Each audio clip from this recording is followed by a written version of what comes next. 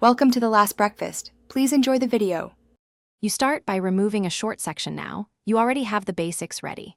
First, protect floors and wear goggles because small debris jumps.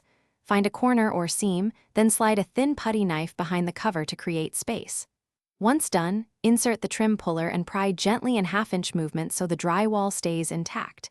If you hit resistance, stop and check for hidden screws, remove them with a drill. These opening moves set the rest of the job. Once sections are out, cut the replacement to fit and dry fit before glue or fastening. You want tight joints, but leave a small 1/16 inch expansion gap at ends. Temperature changes cause movement.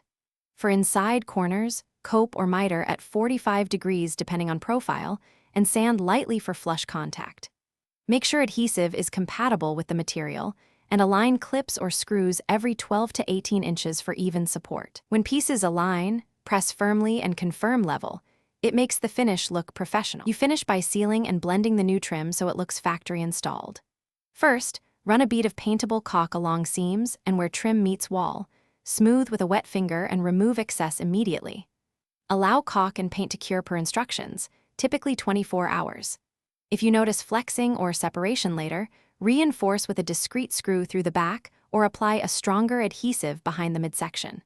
For persistent gaps larger than 1/8 inch, insert a thin shim or swap to a wider cover for full coverage.